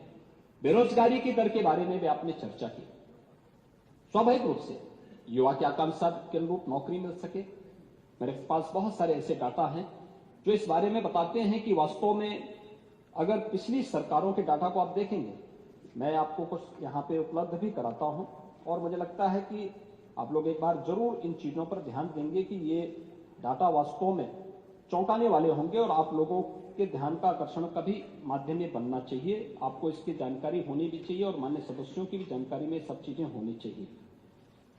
जो चीजें सामने आई हैं अगर आप देखेंगे कि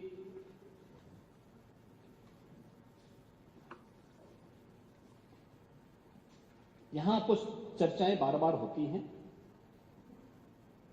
12 से 17 के बीच में प्रदेश के अंदर कुल चयन हुआ था उत्तर प्रदेश लोक सेवा आयोग के माध्यम से 26,394 का चयन हुआ था। इसमें ओबीसी को जो सीट मिली थी वो मात्र 26.38% मिली थी और एससी की सीट थी वह 21.34% थी और 17 से अब तक कुल चयन हुए हैं। देखिए इनके समय में हुआ था 26,394।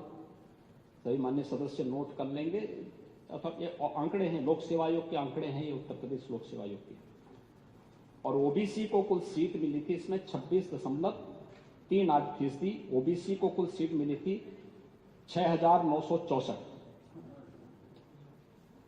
और 17 से अब तक जो कुल भर्तियां हुई हैं, ये लोक सेवा आयोग के बता रहा हूं अभी एक का, वह है 46,675,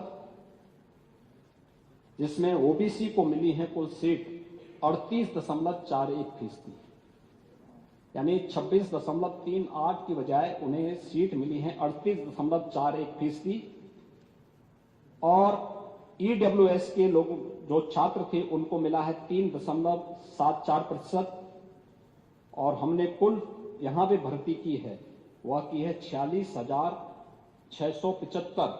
अब तक हम सफलतापूर्वक यहां पे भर्ती कर चुके हैं। एक भी भर्ती पर कोई व्यक्ति उंगली नहीं उठा सकता है। यह उत्तर प्रदेश की भर्ती की प्रक्रिया है। 6 लाख भर्तियां उत्तर प्रदेश के अंदर हुई हैं।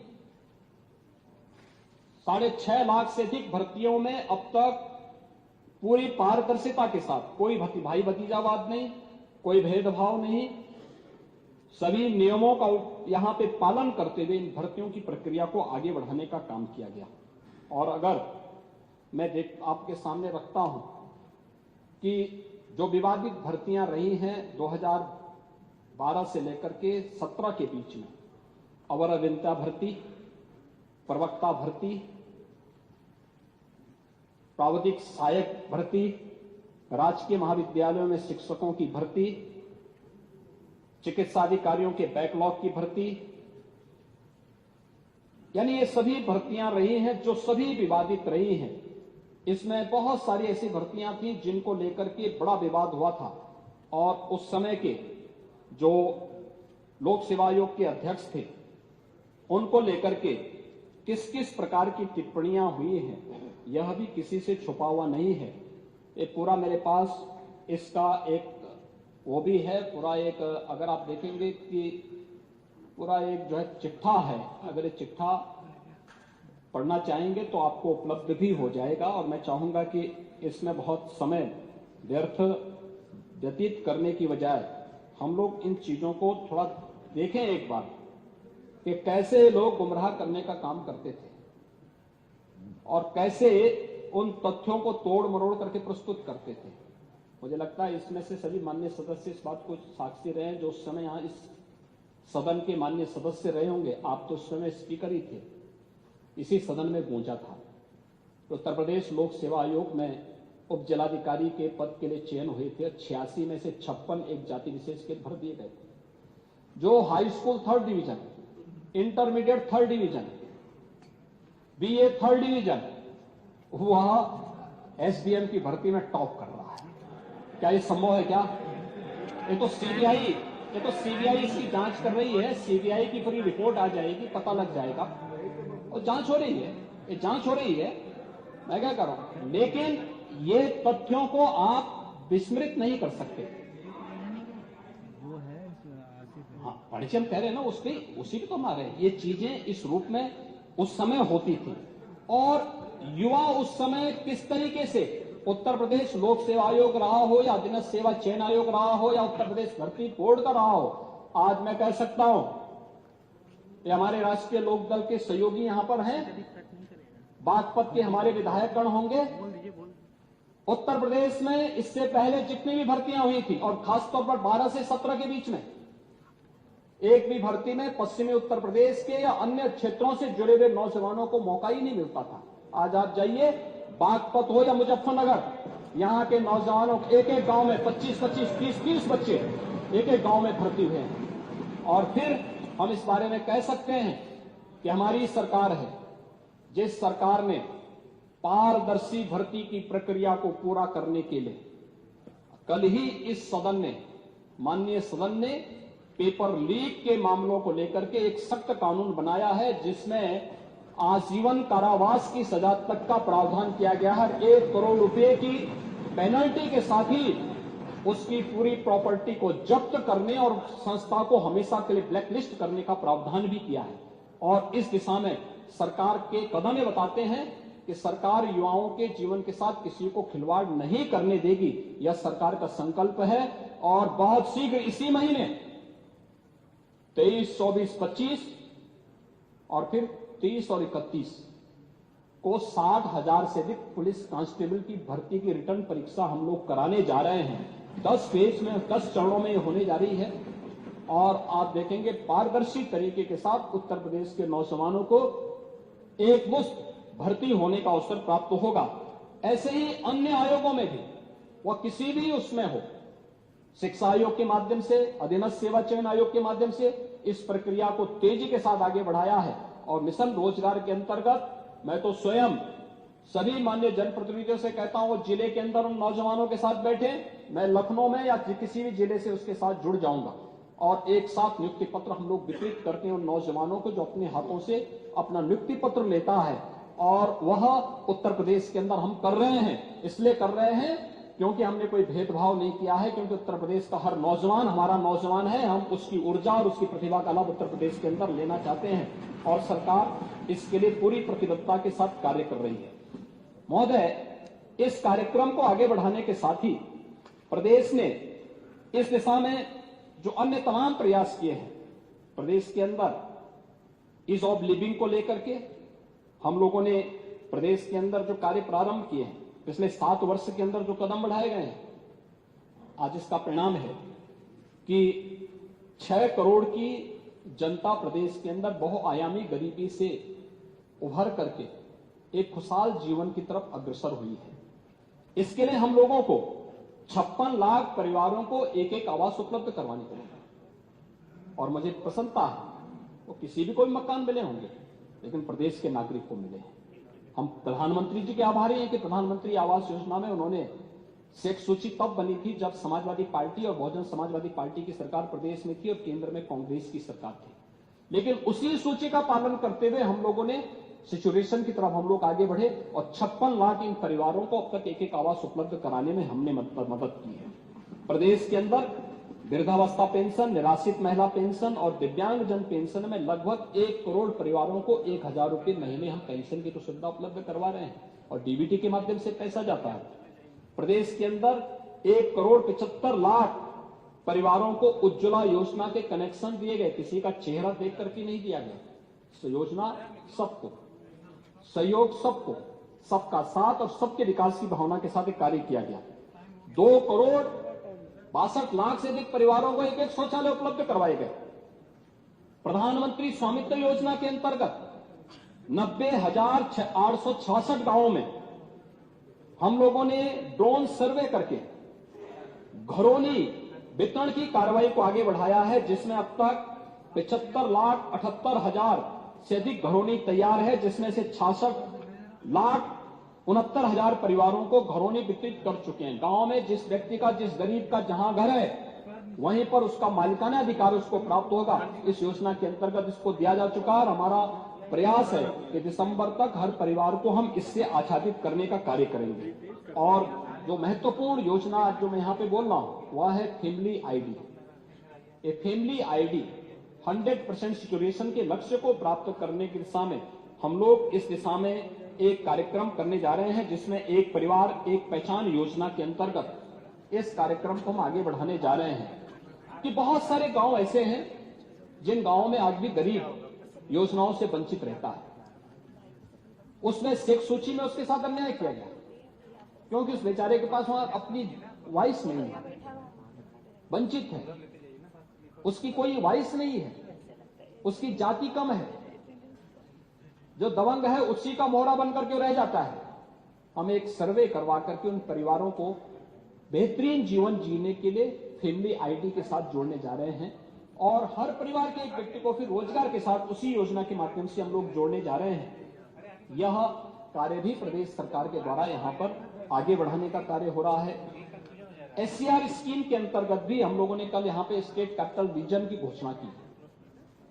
लखनऊ और उसके आसपास के क्षेत्रों के अंदर एक संतुलित, समावेशी और स्थायी शहरी नियोजन के लिए हम लोगों ने लखनऊ के साथ साथ उन्नाव, रायबरेली, बाराबंकी, सीतापुर और हरदोई को लेकर के स्टेट कैपिटल रीजन के कार्यक्रम को आगे बढ़ाया है।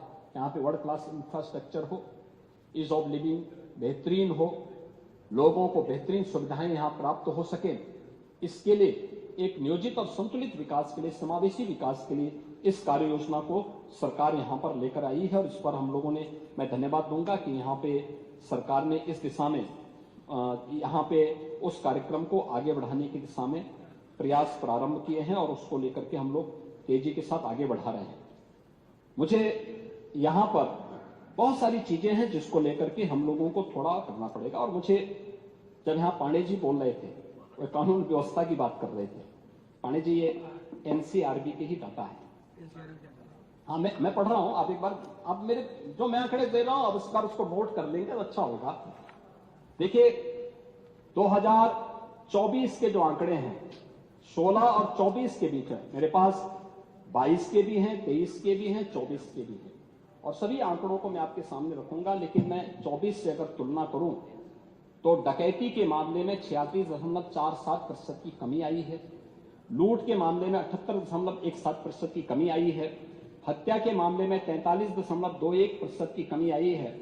बलवा के मामले में 67.42% की कमी आई है। गृह वेदन में 4.31% की कमी आई है और फिरौती के लिए अपहरण के मामले में 70% की कमी इस मामले में आई है। ये अपराध की स्थिति 2016 से 2024 में अगर तुलना करेंगे तो ये आंकड़े सामने आते हैं। महिला संबंधी अपराध के मामलों में अगर आप देखेंगे, दहेज मृत्यु दर में आप देखेंगे 17.43% की, बलात्कार के मामले में 25.30% की, सील भंग में 16.56% की, अपहरण के मामले में 0.17% की कमी यहां पर आई है।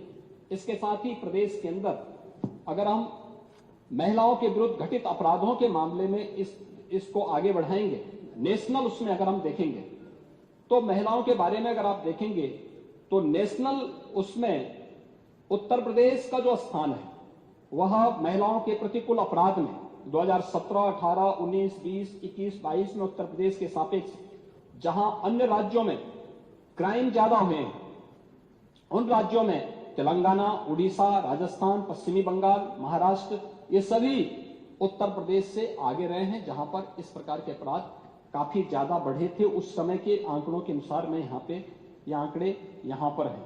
ऐसे ही बलात्कार के मामले में अगर आप देखेंगे तो प्रदेश के अंदर आप देखेंगे इस दौरान अगर आप उधर उस ओर देखेंगे तो इस दौरान छत्तीसगढ़, केरल, राजस्थान, झारखंड में उत्तर प्रदेश से ज्यादा अपराध घटित हुए थे और उन अपराधों की उसको देखेंगे उत्तर प्रदेश का इसमें 24वां स्थान है। 24वां का मतलब 23 राज्य ऐसे हैं जिनमें उत्तर प्रदेश से ज्यादा ये अपराध घटित हुए थे और घटित हो रहे हैं। ये प्रदेश के अंदर की स्थिति है। ऐसे ही सील भंग के मामले में उत्तर प्रदेश का 17वां स्थान है। इसका मतलब 16 राज्य ऐसे हैं जहां पर उत्तर प्रदेश से ज्यादा अपराध इस मामले में घटित हुए हैं। इसी प्रकार से दहेज मृत्यु से जुड़े हुए मामलों में भी उत्तर प्रदेश का जो देश के अंदर स्थान है वह मैंने आपके सामने पहले ही इसके बारे में इन बातों को आपके सामने रखा है। और इसी प्रकार से अन्य मामलों में भी जो प्रदेश के अंदर कार्रवाई की गई है, इसमें जो हम लोगों ने निरोधात्मक कार्रवाई की है कि इस प्रकार के गतिविधियों को रोकने के लिए अगर आप देखेंगे शस्त्र अधिनियम के अंतर्गत 16 की तुलना में 24 में 4.45% हमने अधिक कार्रवाई की है। एनडीपीएस में 14.98% अधिक कार्रवाई की है। आबकारी अधिनियम के अंतर्गत 57.95% की अधिक कार्रवाई की है। गुंडा अधिनियम के अंतर्गत 70.69% अधिक कार्रवाई की है और गैंगस्टर के अंतर्गत 15.81% की कार्रवाई यहां पर हम लोगों ने अधिक की है। और इस दिशा में प्रदेश सरकार के द्वारा जो कदम बढ़ाए गए, जो किए गए हैं, वह आपके सामने है। कल अन्य मुद्दों के बारे में यहां मेरे सहयोगी डॉक्टर संजय निषाद ने यहां पर कुछ बात कही थी और उन्होंने एक जायज प्रश्न किया था।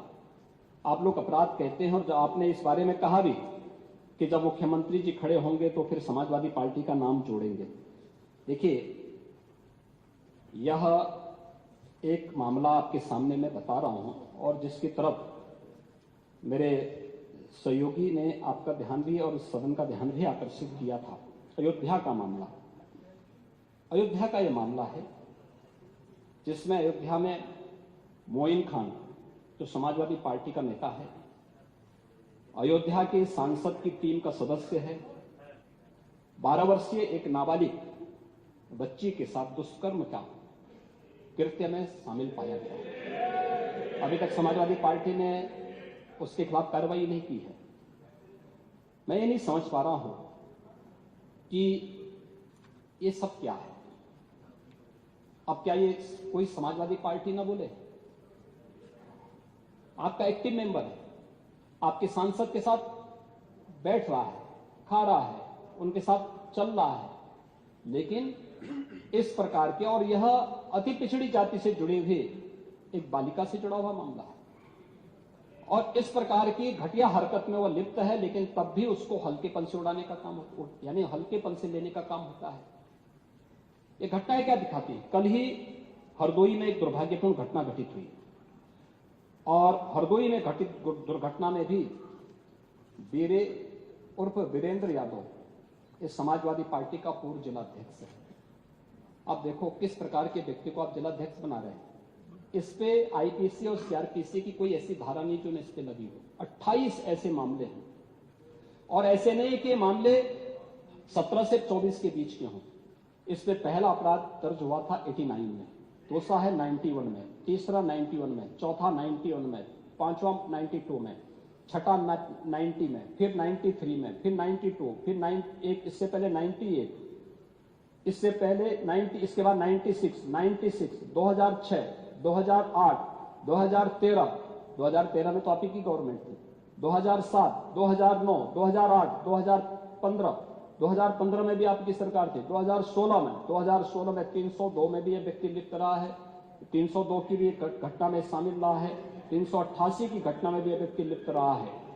इसी प्रकार से 2016 में 302 के मामले में व्यक्ति लिप्त रहा है। 2002 में यूपी गुंडा अधिनियम के अंतर्गत इसके खिलाफ कार्रवाई हुई है। ऐसे ही इसके खिलाफ फिर 2002 में भी इसके खिलाफ गुंडा एक्ट के अंतर्गत कार्रवाई हुई है। 2017 में यूपी गुंडा एक्ट के अंतर्गत इसके खिलाफ कार्रवाई हुई है और फिर 2017 में भी इसके खिलाफ कार्रवाई हुई है। 28 इस प्रकार के मामलों में व्यक्ति लिप्त है। समाजवादी पार्टी का पूर्व जिलाध्यक्ष है। कल एक अधिवक्ता की हत्या सरेआम इसके द्वारा करवाई गई है और इस प्रकार के अपराधियों को आप कहते हैं साहब गोली मार रहे हैं, क्या माला पहनाएंगे क्या? मुझे आश्चर्य होता है। अब इस प्रकार का तो ये ताजा उदाहरण है, इस समाज के लिए सबसे बड़े कलंक है, इस समाज का कोड है और इस कोड को जब तक हटाएंगे नहीं तब तक उत्तर प्रदेश की स्थिति को ठीक करने में कठिनाई होगी। और इसीलिए मैं आपसे कह रहा था, आप तो लोकतंत्र सेनानी हैं, मैं आपकी उम्र का सम्मान करता हूं, आपकी सहजता सरलता का भी सम्मान करता हूं और हमेशा आपको सम्मान भी देता रहा हूं। इसलिए भी क्योंकि इस माननीय सदन के देश के सबसे बड़ी विधानसभा के स्पीकर के रूप में एक शानदार काम आपने किया। एक जनप्रतिनिधि के रूप में एक लंबे समय में संघर्षशील जीवन, एक सामान्य परिवार से उभर करके आप आगे बढ़े और इसलिए कभी कभी सही बात बोलने की हिम्मत भी कर पाते हैं। लेकिन आपने लोकतंत्र सेनानी कहा अपने आप को, मुझे बहुत अच्छा लगा। लेकिन जिस लोकतंत्र का गला घोंटने का काम कांग्रेस ने किया था, आज उसी के साथ आप मिलकर के क्या काम कर रहे हैं और क्या करते रहे, क्या करते रहे आप लोग? तो हमारे बजट पर, हमारी सप्लीमेंट्री डिमांड पर आपने उंगली उठाई। मैं पूछना चाहता हूं, मुझे आप लोगों की बातों पर पंचतंत्र की कथा याद आती है, आपने सुनी होगी। 4 ठग थे, एक किसान एक बकरी लेकर के जा रहा था, तो चारों ठगों ने कहा कि इस किसान से बकरी कैसे ली जाए। तो हो सकता है कि उनको थोड़ा लोक लाज रही हो, तो उन्होंने कहा चलो छीन तो नहीं साहब कर पाएंगे, तो एक काम करते हैं, चारों अलग अलग जगह खड़े हो जाते हैं और अलग जगह खड़े होकर के हम लोग ये बोले कि भाई ये कुत्ते का बच्चा कहां लेके जा रहा है। तो एक वो किसान बेचारा अपनी बकरी के बच्चे को कंधे में रख करके लेके जा रहा है, तो पहले ठग के पास से गुजरता तो बोलता, अरे काका ये सब क्या ले जा रहा है, ये कुत्ते के बच्चे को अपने कंधे में लेके क्या जा रहा है। किसान बोलता, अरे धूर्त कहीं के, ये कुत्ते का बच्चा नहीं बकरी का बच्चा है। वो हंसते हुए चुप हो जाता है। आगे अगले चौराहे पे जाता दूसरा ठग, अरे काका ये कुत्ते का बच्चा आप कहां लेके जा रहे हैं।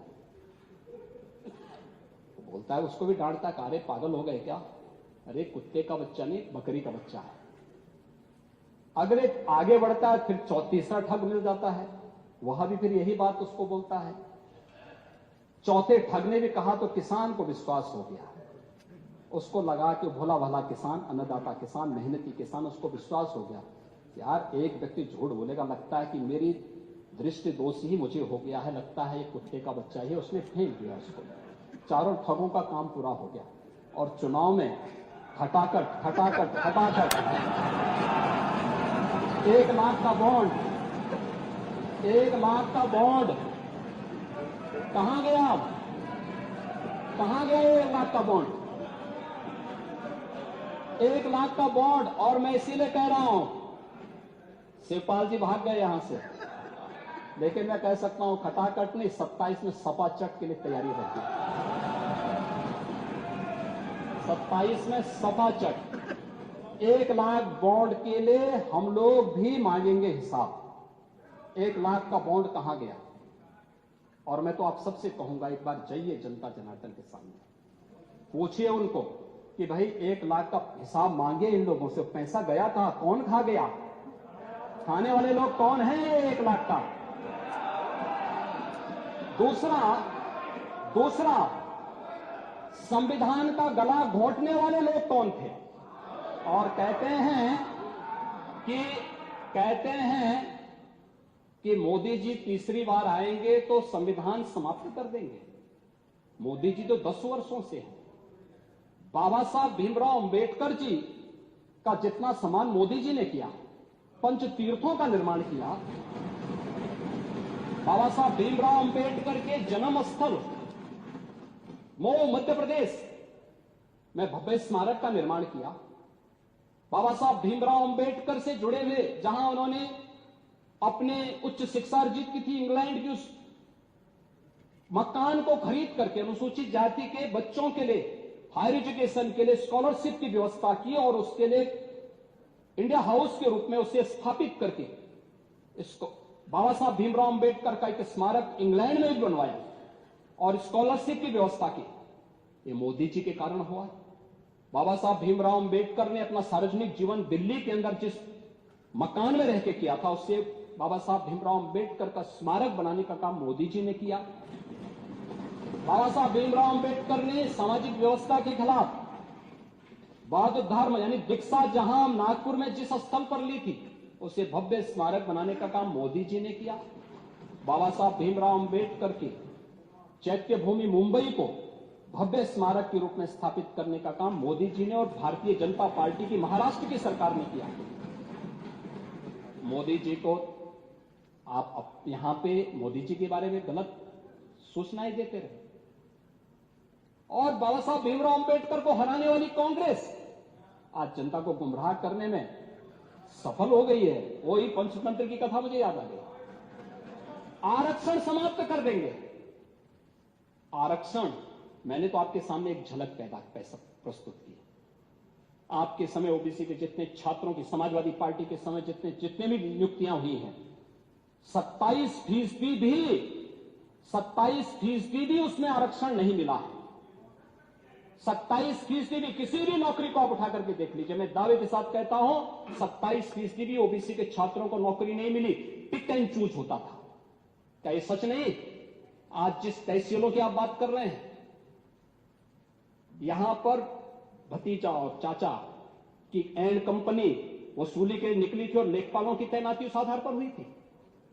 आज तो नहीं है। आज तो हमने 5500 लेखपालों की तैनाती दी है। एक भी जगह कोई उंगली नहीं उठा सकता, कोई नहीं उठा सकता। जब ये नौजवान जाएंगे, एक ट्रांसपेरेंसी आएगी। आप अंदर बोल देना, पढ़िए, आप उसके बाद बोले। हाँ, अब बोलेगा, मैं आपकी बात को सुनूंगा। लेकिन मैं कहने बोलना चाहता हूं कि आप लोग ये पंचतंत्र की कथा को क्यों दोहराने का काम कर रहे हैं? कभी फिर से पूरी नहीं होने वाली है। याद रखना, हमारी सरकार में मैंने लोक सेवा आयोग के आंकड़े आपको दिए हैं और मैं फिर दावा ठोक करके बोलता हूं, 27% नहीं, हमारी सरकार में जो तैनाती हुई, नियुक्तियां हुई हैं, किसी भी पद पर हुई हैं, SC, ST, OBC कि अगर आप नियुक्तियों की बात करते हैं, मैं कहता हूं ये 50% नहीं, ये 60% से अधिक नियुक्तियां प्रदेश के अंदर हुई हैं। 60% से अधिक नियुक्तियां हर एक स्तर पर हमने की हैं और ये सुनिश्चित किया है एक प्रदेश के किसी नौजवान के साथ धोखा नहीं होना चाहिए। धोखा कोई करेगा, उसकी नौकरी को उसी दिन हम लोग लेने का काम करते हैं। जेल के अंदर पूरी निर्ममता के साथ उसको ठूंसने में भी कोई कोताही नहीं बरतते। आपको बुलडोजर से डर लगता है, लेकिन ये निर्दोष के लिए नहीं है, उन्हीं अपराधियों के लिए है जो प्रदेश के नौजवानों के भविष्य के साथ खिलवाड़ करते हैं, जो प्रदेश के व्यापारी और बेटी की सुरक्षा में सेल लगाने का काम करते हैं, जो प्रदेश के अंदर अराजकता पैदा करके सामान्य लोगों का जीना हराम करते हैं। मेरा दायित्व तो बनता, मैं यहां नौकरी करने नहीं आया हूं, कतई नहीं। मैं यहां पे इस बात के लिए आया हूं कि अगर वो करेगा तो भुगतेगा भी, और इसीलिए मैं यहां पे आया हूं कि हम लोग उससे लड़ेंगे। ये लड़ाई हमारी सामान्य लड़ाई नहीं है, ये प्रतिष्ठा की लड़ाई भी नहीं है, मुझे प्रतिष्ठा प्राप्त करनी होती तो मुझसे इससे ज्यादा प्रतिष्ठा अपने मठ में मिल जाती है, कोई आवश्यकता नहीं मेरे लिए। लेकिन इस प्रकार के गुमराह भरे तथ्यों को लेकर क्या बातें हैं आप लोग बोलते हैं, इस प्रकार के अनावश्यक बातों की तरह आप ध्यान आप इस प्रकार की चर्चाएं करते हैं। लेकिन मैं कहना चाहूंगा, और अंत में मैं केवल एक ही बात कहना चाहूंगा, एक काठ की हंडिया बार बार नहीं चढ़ने वाली है, तो उसका समय पूरा हो गया, पूरा हो गया है, अब नहीं चलने वाला है। और इसीलिए हम लोग तो इस बात के पक्षधर हैं, और वह ये मैं फिर भी आपसे कहूं, आप लोगों से कहूंगा, आपसे नहीं, आप तो बड़े बुजुर्ग हैं, वयोवृद्ध हैं, पूरे मैं दोनों पक्षों से कहूंगा कि पांडे जी जैसे लोगों को सम्मान मिलना ही चाहिए, क्योंकि वो पीढ़ी लगभग अपने ढलान की तरफ है, और मुझे लगता है उन्हें हर प्रकार का सम्मान मिलना चाहिए।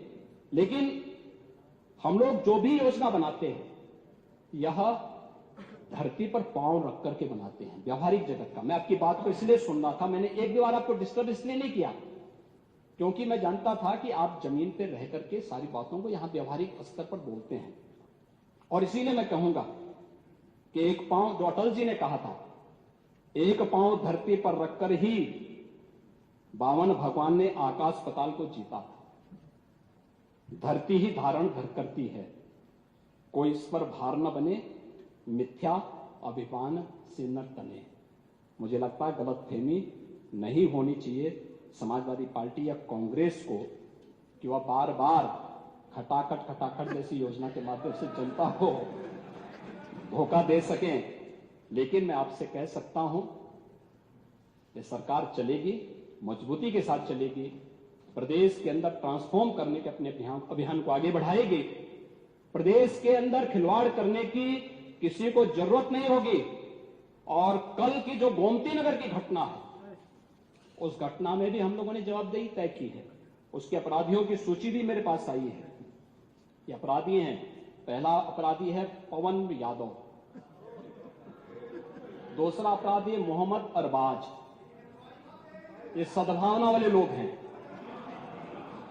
यानी सद्भावना, अब इनके लिए सद्भावना ट्रेन चलाएंगे, इनके लिए बुलेट ट्रेन चलेगी, चिंता मत करो। और उस बुलेट ट्रेन की तैयारी की जा रही है। और इसीलिए महिला सुरक्षा हमारे लिए सर्वोच्च महत्व रखता है। हमने इस बात को पहले दिन कहा है, कोई खिलवाड़ करेगा तो उसका खामियाजा भुगतेगा।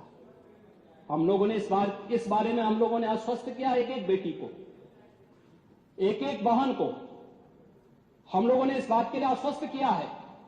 और मैं फिर इस बात को कह सकता हूं, इस घटना को हमने गंभीरता से लिया है, और गंभीरता से लेने का परिणाम है पूरी चौकी को सस्पेंड किया है, इंस्पेक्टर को सस्पेंड किया है, डिप्टी एसपी, एडिशनल एसपी और डीसीपी, इन सबको वहां से चेंज करके इनके खिलाफ भी कार्रवाई हमने प्रारंभ की है। जो भी व्यक्ति प्रदेश के अंदर अराजकता और अव्यवस्था पैदा करने का प्रयास करेगा, मैं फिर कहूंगा, हम सबका सम्मान करेंगे, सबको सुरक्षा देंगे। लेकिन अगर किसी ने अव्यवस्था पैदा करने का प्रयास किया तो फिर उसका भुक्तभोगी भी उसको बनना ही पड़ेगा। मैं यही आपसे भी कहूंगा कि आप अपने लोगों को भी इसके लिए तैयार करेंगे कि वे कानून का पालन करने की दिशा में आगे बढ़ेंगे, तो मुझे लगता है कि यह अच्छी दिशा में आगे बढ़ पाएगा। सप्लीमेंट्री डिमांड पर आपने अपने बातों को यहां पे रखा, माननीय सदन में हमारे दलीय नेताओं ने अपनी बातों को यहां पे रखा।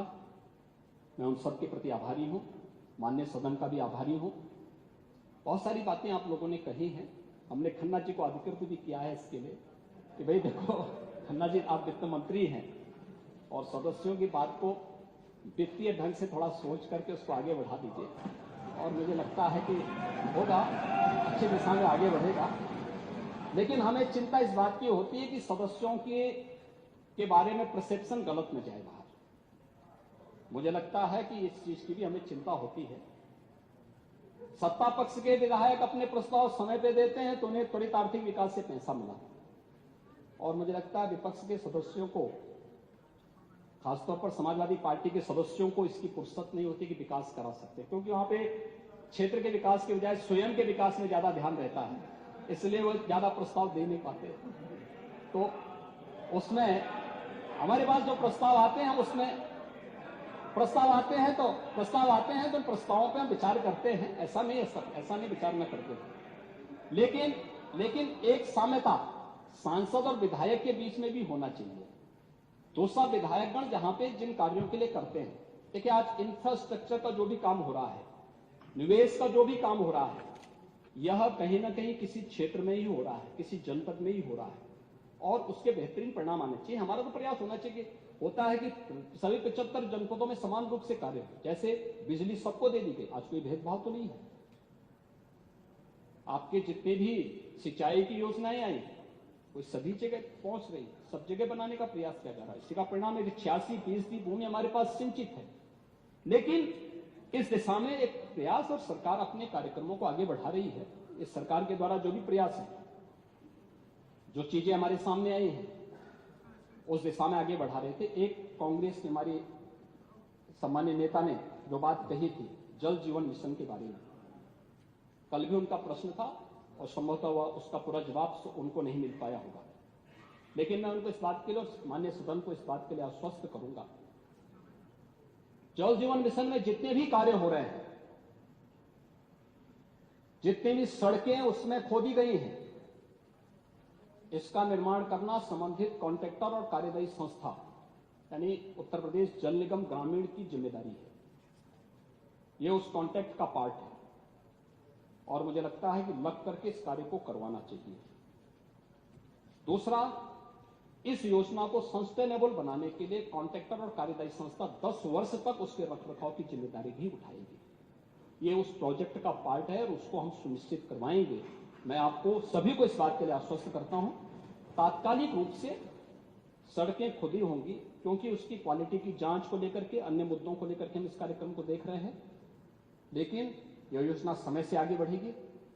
देश के अंदर सबसे तेज गति से चलने वाली योजनाओं में से योजना है और मुझे लगता है कि इस योजना को समयबद्ध तरीके से हम लोग आगे बढ़ा करके प्रदेश की प्यास को बुझाएंगे ही, लेकिन साथ साथ इसको सस्टेनेबल भी बनाएंगे। ये लंबे समय तक, 10 वर्ष तक तो मिनिमम है, लेकिन इसको हम एक लंबे समय तक, आप देखते होंगे पहले पाइपलाइन बिछती थी, 25-30 वर्षों तक पाइपलाइन चलती थी। हम इसको उसी क्रम में आगे बढ़ाने का काम करेंगे, क्योंकि बहुत सारी बीमारियां ऐसी हैं जो शुद्ध पेयजल के अभाव के कारण होती हैं। अगर हम एक बार इसको करने में सफल हो गए तो लोगों के जो बीमारी का खर्चा है, इसको कम करने में हमें मदद मिलेगी। मैं इसके साथ ही अध्यक्ष जी, मैं आपका आभारी हूं कि अपने स्वास्थ्य की चिंता किए बगैर आपने इस सदन को यहां पर चलाया है और इस सदन को बहुत शांतिपूर्ण तरीके से चलाने का आपके पास एक रिकॉर्ड है। ट्रांसफॉर्म करने के लिए दिशा में भी आपने जो काम सदन के लिए किए हैं अत्यंत अभिनंदनीय है। कल मैं देख रहा था, असम की विधानसभा की पूरी टीम यहां पर आई थी, यहां पर ई विधान को देखने के लिए, जो ये टैबलेट लगे हुए हैं, कैसे हमारी कार्य पद्धति होती है। असम विधानसभा की पूरी टीम आई थी, मुझसे मिलने के लिए भी आई थी विधान भवन के कार्यालय में। जब हम अच्छा काम करते हैं तो अन्य राज्य भी उसका अनुकरण करते हैं और तमाम राज्यों की टीम आ रही है। मैं राजस्थान की टीम को भी देख रहा था, मध्य प्रदेश की टीम को भी देख रहा था, अन्य राज्यों की टीम को भी देख रहा था। तो समय पे कदम उठाए जाएंगे तो उसके बेहतरीन परिणाम भी हमारे सामने आएंगे। मैं आपका आभारी हूं, आपका स्वास्थ्य उत्तम हो इसकी कामना भी करता हूं। नेता प्रतिपक्ष के साथ साथ अपने सभी दलीय नेताओं को भी हृदय से धन्यवाद देते हुए सभी माननीय सदस्यों से मैं इस बारे में आश्वस्त करूंगा, आपकी जो भावनाएं हैं खन्ना जी उसको देखेंगे और उसको समयबद्ध तरीके से आगे बढ़ाएंगे। धन्यवाद। धन्यवाद माननीय मुख्यमंत्री जी। माननीय मुख्यमंत्री जी, ये आप यहाँ जो सरकारी सुरक्षा में लगे हैं, उनका जो वेतनमान, उनका जो अनुमान हुआ है वो अलग है, और जो अलग जिनको आपने दिया है उनका उससे कम कर दिया। पहले वाजपेयी, उनके कल्याण सिंह के ज़माने में, राजनाथ सिंह के ज़माने में सबको बराबर भत्ता मिलता था जो आपके सुरक्षा कर्मी को मिलता है। अब वो नहीं हो रहा, इसको जरा आप दिखवाएं। और आप कई बार हमारे पार्टी के लोगों का हत्या का जिक्र किए। ये बहरिया प्रयागराज में 2 दिन पहले हत्या हुई है, उसमें भाजपा के अधिकारी ने हत्या की है, जरा इसका पता लगा लीजिएगा। संसदीय कार्य मंत्री जी, माननीय संसदीय कार्य मंत्री जी, माननीय अध्यक्ष जी, संसदीय कार्य मंत्री जी के लिए जरा ज्यादा वो होना चाहिए ना, कि माननीय मुख्यमंत्री जी उनका नाम लिया।